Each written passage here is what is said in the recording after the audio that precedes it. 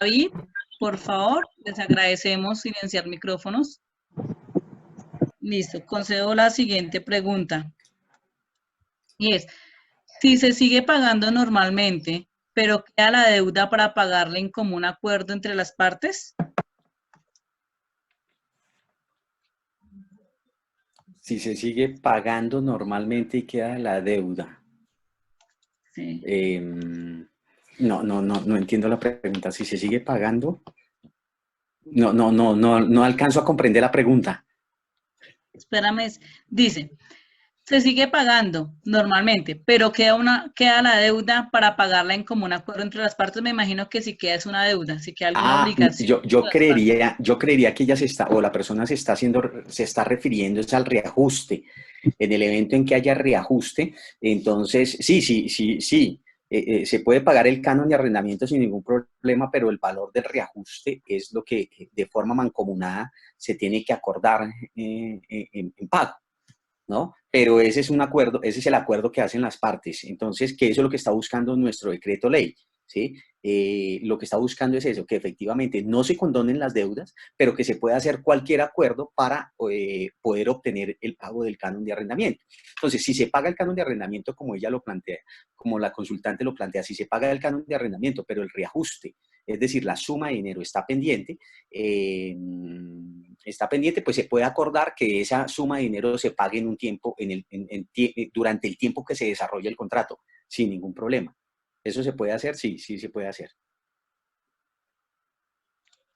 Listo, doctor. La siguiente pregunta, y que creo que también han surgido muchas preguntas, es ¿qué pasa con el tema de las aseguradoras para cuando Sí, hay el incumplimiento del canon de arrendamiento?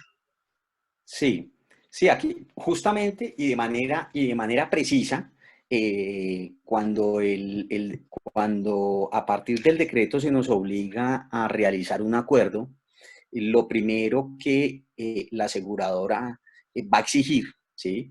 Para poder hacer efectivos los pagos de los cánones de arrendamiento que ya previamente han sido asegurados o han sido afianzados, depende de la figura que se esté utilizando, que puede ser aseguradora o puede ser afianzadora. En cualquiera de los dos escenarios, sin lugar a dudas, la primer condición que va a exigir la aseguradora, la primera condición que va a exigir la aseguradora es que se le dé cumplimiento a ese acuerdo, es decir, al intento de acuerdo, que el arrendador realice el acuerdo.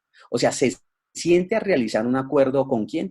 Con el arrendatario. Si no hay acuerdo por ningún motivo, pero se intentó el acuerdo, sin duda alguna la aseguradora tendrá la obligación de pagar, obviamente, para después cobrar las sumas de dinero tal cual como lo ha señalado el decreto ley, porque recuerden que aquí no se está condonando nada, ¿sí? No se está condonando, sencillamente lo que se está haciendo o lo que está buscando, lo que se busca con el decreto ley es que se paguen las sumas de dinero, pero que se paguen suspendidas en el tiempo, ¿sí? O sea, dar un plazo para el pago, pero no es que se estén condonando. Entonces, lo primero que hoy va a exigir la aseguradora es que se realice el acuerdo. O sea, ¿hubo invitación para realizar un acuerdo? Sí, sí lo hubo. Ah, bueno, porque se está cumpliendo con esa obligación que hoy nos trae el decreto ley, porque esa es una obligación, ¿sí? Es una obligación legal. Entonces, en ese orden, la aseguradora, pues, previo a pagar, lo primero que va a solicitar es, pues, obviamente a solicitar el acuerdo. Tengamos presente que en realidad lo que está haciendo la aseguradora es pagándole al arrendatario, pero la aseguradora le va a cobrar al arrendatario, perdón, la aseguradora le está pagando al arrendador, ¿sí? Pero en realidad la aseguradora después va y le cobra al arrendatario, ¿sí? ¿Y qué le va a cobrar al arrendatario? Lo que señala el decreto ley. Entonces, si debía 100.000 pesos, entonces pague sus 100.000 pesos más el interés, ese interés corriente al que hice alusión cuando estamos haciendo la charla. Entonces, el 50% del interés corriente por no haber pagado en el tiempo correspondiente. Sí, señora. Listo, doctor. La siguiente pregunta es, ¿se puede realizar la entrega de un inmueble de común acuerdo entre las partes ante la imposibilidad del pago del cañón? Sí, claro, sin lugar a dudas. Sí se puede. Lo importante es aquí, ¿qué es lo importante acá? Terminar el contrato de arrendamiento. ¿sí? Digamos, eso es lo importante, dar por terminado el contrato de arrendamiento, es decir, realizar el acuerdo, porque hay que hacer acuerdo. Porque es una manifestación de la voluntad, sin duda alguna. ¿Sí? Y se puede, y una de las justificaciones es justamente el principio de solidaridad. Ahorita se puede llegar a dar por ello, por el virtud del principio de solidaridad. Hoy el arrendatario le manifiesta al arrendador: mire, me quedé sin empleo, no tengo con qué pagar el canon de arrendamiento, y el arrendador sencillamente le dice: entrégueme el inmueble, a pesar de que el contrato ya había estado prorrogado. Entonces, para eso, lo único que se debe realizar es sentarse a redactar el acuerdo, donde el arrendador está recibiendo, se da por terminado el contrato de arrendamiento, el arrendador recibe el inmueble y el arrendatario pues obviamente lo entrega, dejando la salvedad de que no hay canon de arrendamiento adeudado. Listo, doctor. La siguiente pregunta es referente al depósito. ¿Qué tan legal es y cómo cambia con este decreto presidencial? Ok, bien. El depósito, como bien lo dije al inicio de la charla, de la tertulia que estamos teniendo, es que el depósito están prohibidos. Los depósitos son ilegales. No se le puede pedir depósito a un arrendatario como garantía del pago del canon de arrendamiento. Entonces, si no se pueden solicitar en vigencia la ley 823, mucho menos se pueden hacer exigibles ahorita en virtud de el decreto de emergencia que ha presentado el presidente de la República. Por supuesto que no se puede hacer porque es ilegal, salvo en aquellos casos donde mencioné las garantías a favor de las empresas de servicios públicos. Uh-huh. Listo, doctor. La siguiente pregunta es, si un arrendatario abandona el inmueble dejando unos bienes Sí. muebles, ¿cuánto tiempo debe esperar el arrendador para proceder con esos elementos para luego arrendar nuevamente el inmueble? Sí, aquí hay una cosa que es supremamente importante y es que el abandono solamente puede ser decretado por el juez de la República, y la entrega solamente la puede hacer, solamente la puede realizar la autoridad correspondiente, la autoridad competente.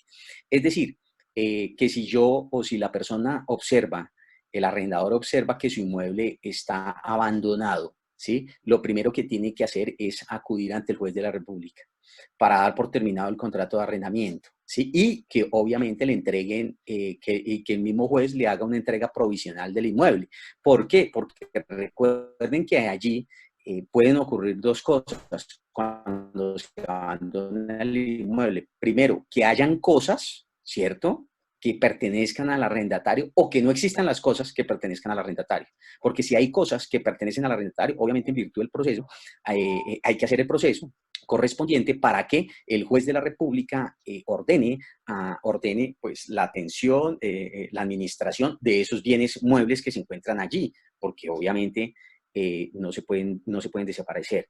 En su defecto, si el inmueble se encuentra desalojado, deshabitado, ¿sí?, no hay bienes muebles allí, entonces el juez de la República, a través de la autoridad, pues sencillamente lo que puede hacer es una entrega provisional a solicitud de la parte, puede solicitar la entrega provisional del inmueble. ¿Para qué? Para que obviamente se pueda utilizar mientras se da por terminado pues mientras se surte el proceso correspondiente, para que el juez dé por terminado el contrato de arrendamiento y en su defecto la entrega del mismo. Sí, señora. La siguiente pregunta. Tengo un caso en el Sí. que el contrato termina el 15 de julio, es decir, Uh-huh. los 3 meses de antelación para el desahucio es hasta el 15 de abril, en pleno confinamiento. Sí. ¿Puede el arrendador pasar la carga después del 27 de abril? Sí, entonces recuerden que ahí, que ese es el ejemplo, ese es uno de los ejemplos claros y típicos para aplicar en esta situación en particular. Entonces, como está suspendido, fíjense que los 3 meses quedó suspendido. Entonces, los términos se le vuelven a contar a esa persona, es decir, a esas partes, porque ahí tenemos que hablar de arrendador y arrendatario, de los dos, porque los dos podrían dar el aviso de no continuidad con el contrato de arrendamiento. Entonces, están suspendidos. Eso quiere decir que los términos o el tiempo empieza a contar a partir del 1 de julio, a partir del 1 de julio. porque está suspendido. Sí, señora. Listo. La siguiente pregunta es, ¿los jueces de paz pueden desalojar? El juez de paz, no, ustedes saben que no, el juez de paz no puede hacer, no tiene dentro de sus funciones no pueden hacer esa restitución. Ellos pueden mediar en la conciliación, ¿sí? Pero realizar la restitución no, no, señora. Listo. Teniendo en cuenta que el contrato es ley para las partes, ¿se puede estipular dentro del mismo el depósito o la firma de un título a pesar de estar prohibido? Qué buena pregunta esa, porque si bien es cierto el contrato de arrendamiento es ley para las partes, este es un contrato de arrendamiento completamente típico, nominado, reglado. Y como está arreglado, obviamente allí son normas de carácter imperativo. Y como son normas de carácter imperativo, las partes, en virtud del principio de la autonomía de la voluntad, no las pueden derogar. No pueden derogar esas normas, porque son normas de carácter imperativo, o sea, son normas de obligatorio cumplimiento.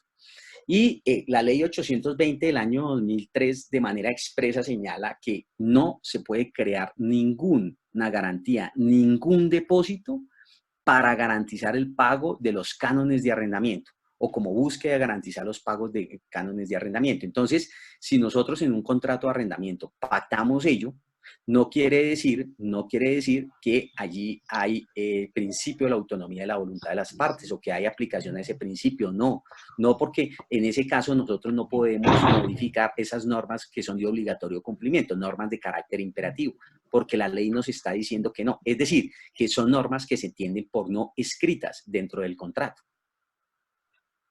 Bueno, dice, buenas tardes, una pregunta.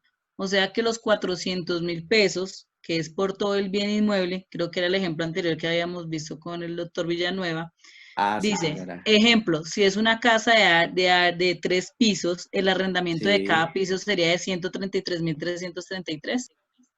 la casa sería de 133.333. Bueno, es que no tengo mi calculadora aquí a la mano, pero bueno, yo creo que es mucho más fácil que tengamos en cuenta, que tengamos en cuenta lo siguiente, y es sencillamente que no puede ser superior al 1% del valor del canon. O sea, nosotros podemos ir hasta allá, hasta el 1%. O sea, podemos fijar el tope máximo hasta el 1%. No podemos sobrepasar esa cifra. Si sobrepasamos esa cifra, obviamente nos estamos exponiendo a que en una controversia ante el juez de la República, pues obviamente nos termine ajustando el canon de arrendamiento, ¿sí? Digamos, para no hacer la suma aquí aritmética, porque no la tengo, pero yo supongo que si hizo el cálculo el doctor y nos da ese precio, sí es ese, ¿sí? Lo importante es que no puede sobrepasar el 1%, ¿sí? Que eso es lo importante, que no puede sobrepasar el 1% de los 400. Listo, doctor. La segunda pregunta es, si se arrienda un inmueble, pero no se firma ningún contrato, solo el Sí, costo del pago por alquiler verbal y pasan sí. los años y el inquilino se adueña del inmueble, ¿qué se debe hacer? Eh, bueno, ahí hay varias cosas, ¿no? Varias preguntas. O en realidad hay como varias situaciones en particular, ¿saben? La primera es que, pues yo creo que no puede pasar nada de lo que está diciendo la persona que nos está haciendo la pregunta, pero sin embargo vamos a tratar de precisarlo en los siguientes términos. Mire, el contrato, sin lugar a dudas, existe, porque es un contrato verbal. Y tal cual como lo planteó la consultante o el consultante, se reúnen los elementos esenciales de ese contrato, del contrato de arrendamiento, que es la cosa y el precio. O sea, tenemos contrato de arrendamiento. Allí hay contrato de arrendamiento. Sin lugar a dudas, cuando esa persona arrendataria, es decir, el inquilino, está pagando canon de arrendamiento, él en realidad está reconociendo al propietario, ¿sí? Es decir, está reconociendo que él no es un poseedor, Y como él no es un poseedor, pues obviamente no podría llegar a cumplir con los requisitos para poder obtener la prescripción adquisitiva del dominio de ese bien inmueble. O sea, no lo podría hacer, porque obviamente está actuando como arrendatario, está reconociendo un dueño, es decir, que no podría llegar a cumplir allá los requisitos que la ley exige para que él sea un titular de derecho real de dominio en virtud de la posesión. O sea, no podría llegar a hacer. Sin embargo, pues el consultante dice, mire, pero ¿y si puede pasar el tiempo y se puede hacer el dueño? Pues yo lo único que tengo que para decirle hoy es que si esa persona inicialmente empezó a vivir o habitar el inmueble como un arrendatario, pero ese arrendatario o ese arrendador se ha ido y ese arrendatario no ha pagado el canon de arrendamiento y a contrario censo, ha empezado a actuar con el ánimo de ser señor y dueño del inmueble, es decir, ha empezado a cumplir con una serie de requisitos para poder obtener la prescripción adquisitiva del dominio, pues sin lugar a duda lo podría llegar a hacer allá en un proceso judicial. Sin embargo, eso no quiere decir que cualquier persona que deje pagar el arriendo puede llegar a ser propietario de un inmueble o titular del derecho real de dominio de un inmueble. No, eso no quiere decir eso, porque sin lugar a dudas aquí, cuando la persona arrendataria, que después se convierte en poseedora, va donde el juez de la República y le solicita que lo declare titular del derecho real de dominio en virtud del cumplimiento de una serie de requisitos, ¿cierto? Para poder ser el titular del derecho real de dominio, pues lo primero que hace el juez de la República en virtud del procedimiento que se tiene establecido para ello, específicamente en el proceso de pertenencia, pues es ir a llamar y convocar a todas esas personas que se sientan con derecho. Y allí puede llegar a ocurrir que se puede llegar a presentar el arrendador, o sea, el propietario del inmueble. Y ese propietario del inmueble, obviamente puede venir con una serie de personas a las que él denomina testigos o con sus testigos o con unas pruebas, ¿sí? Con unas pruebas que sean relevantes para el proceso, donde efectivamente él le diga al señor juez, quien está ahí no es un poseedor, quien está ahí es un arrendatario y yo le arrendé el inmueble y aquí tengo mis pruebas, ¿sí? Porque el hecho de que no se pague el canon de arrendamiento, el hecho que no se cobre el canon de arrendamiento, no quiere decir que se condone. No, en absoluto. Eso no quiere decir ello. Porque puede pasar, en este ejemplo así en concreto, lo que puede pasar es que se termina ese proceso, el juez no declara como titular del derecho real de dominio a esa arrendadora y en su defecto, el propietario, entonces lo que inicia es un proceso de restitución de inmueble. ¿Sí? De restitución de inmueble porque él le solicita al juez de la República que declare que entre los dos hubo un contrato de arrendamiento y para eso lo que hace el propietario es llevar a los testigos correspondientes para poder probar ante el juez que efectivamente entre esas dos partes fue un contrato de arrendamiento. ¿Sí me explico? Listo, doctor. La siguiente. Ante la imposibilidad de acuerdo entre las partes por no ceder a conciliar, la propuesta del arrendatario era pagar el 50% del canon por los 3 meses de la declaratoria de emergencia y pagar los dineros restantes durante 6 meses después del levantamiento de la emergencia. Si pasada la declaratoria de emergencia, el arrendatario demanda la restitución de inmueble por pago incompleto, ¿se puede excepcionar y probar la fuerza mayor o pedir que se aplique la teoría de la imprevisión?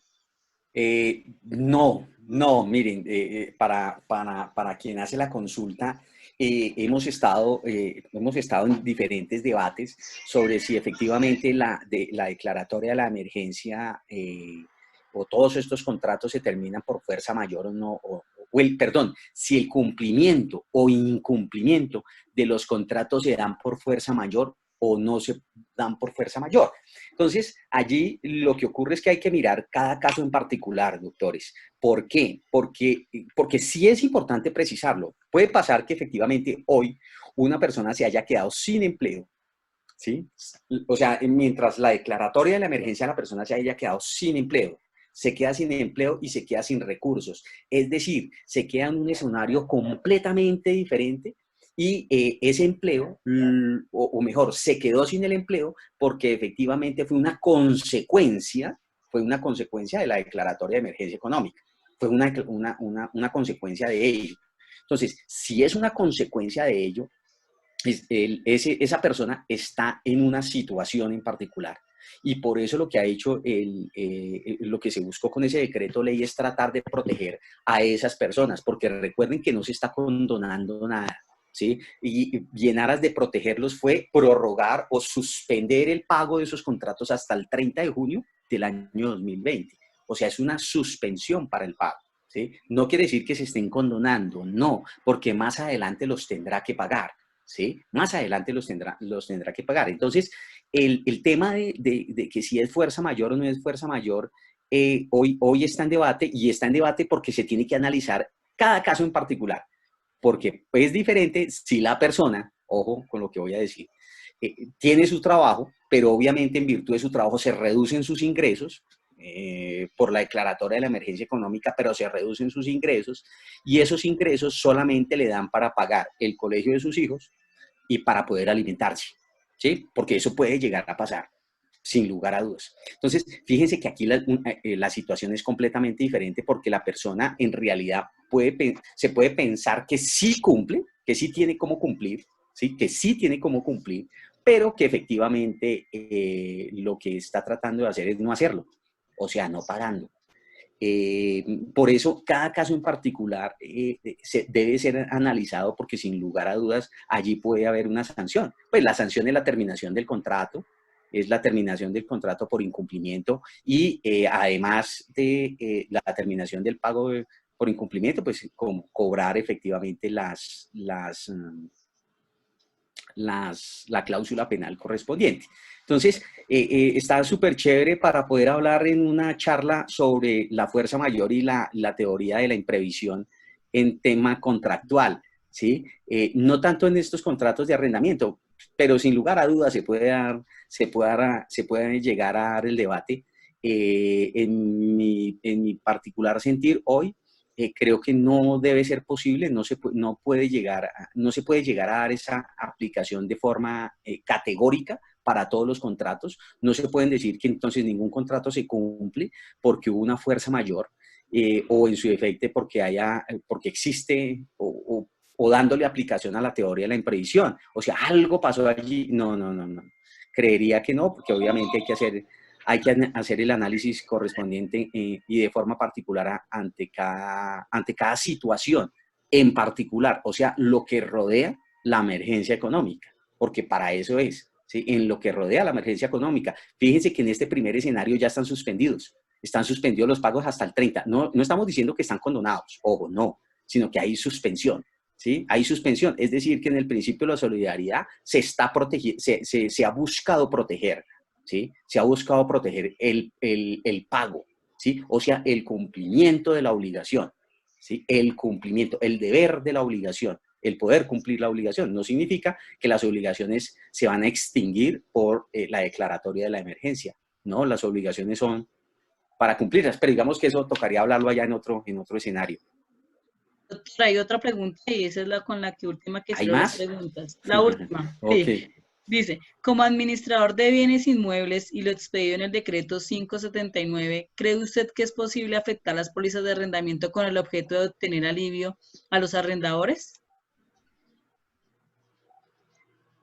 Sí, siempre se podrá hacer, sin ningún problema, pero hasta el 30 de junio, hasta el 30, o sea, entre esos periodos, digamos, para los cánones de arrendamiento del mes de abril, para los del mes de mayo y para los del mes de junio, o sea, esos 3 meses, claro, se pueden afectar las pólizas sin ningún problema de seguro, pero allí hay que realizar un acuerdo. O sea, la condición es el acuerdo, porque allí, obviamente, en virtud de ese contrato de seguro, de ese contrato de afianzamiento que se realizó, ¿sí? Con la aseguradora o con la afianzadora, en virtud de ese contrato, pues, obviamente, tenemos que invocar de manera obligatoria la obligación a la que nos trae el decreto ley, y es que se tienen que buscar los acuerdos. Entonces, estoy completamente convencido que la aseguradora afecta siempre y cuando se aporte el acuerdo. el intento de acuerdo que se hace entre arrendador y arrendatario, porque obviamente ahí hay una obligación de carácter legal, ¿no? Y surgió la obligación de carácter legal. ¿Surge la obligación para quién? Para el arrendador.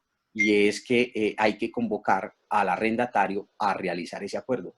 Esa es una obligación que tenemos en virtud del decreto ley 579. Entonces, si realizamos el acuerdo, obviamente la aseguradora nos puede afectar la póliza sin ningún problema.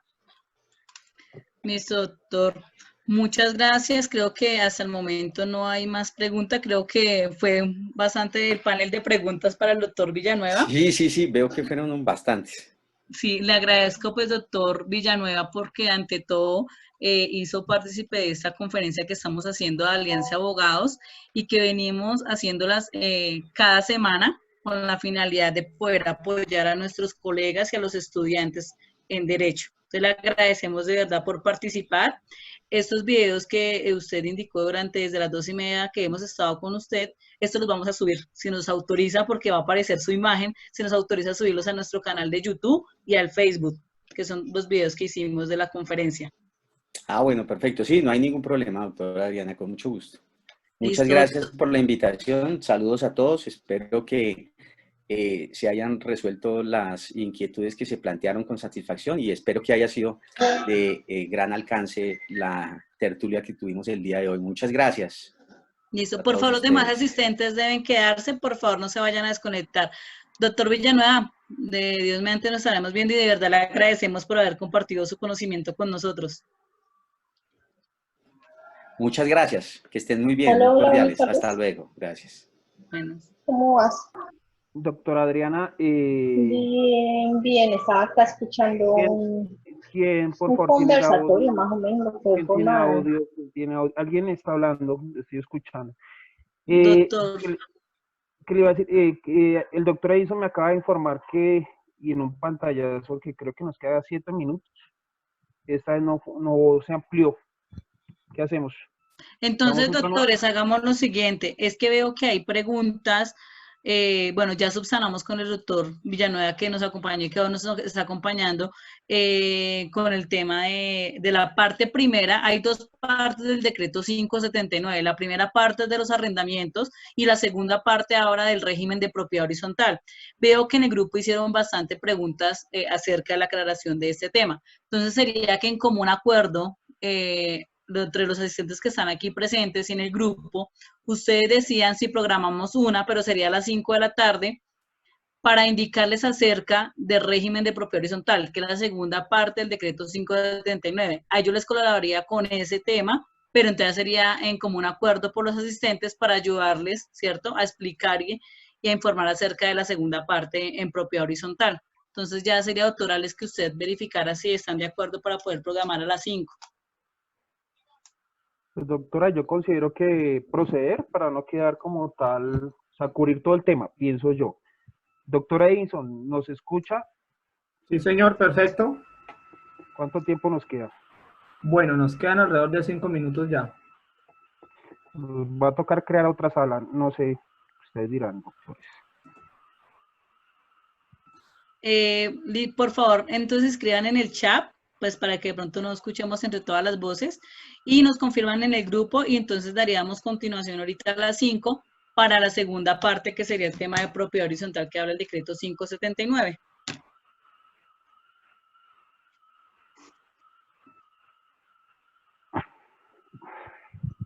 Perfecto. De antemano, pues les agradezco a aquellas personas que hacen parte o son personas nuevas en el chat. Vendrá el momento que poco a poco lo vamos a involucrar como tal en el WhatsApp. Pues muchas gracias por el apoyo y pues ahorita vamos a continuar, ¿vale? Muchas gracias. Gracias a todos los participantes por haberse unido a la conferencia. Los invitamos que continúen a las 5 y igualmente nos sigan a nosotros en el canal de YouTube como Alianza Abogados y en nuestra página Facebook Alianza Abogados. Muchas gracias a todos.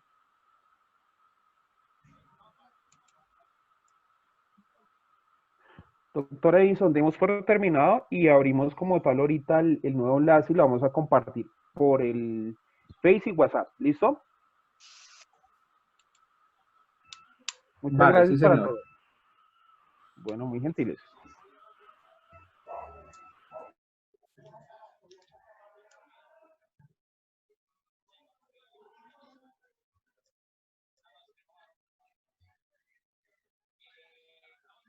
Bueno, doctor,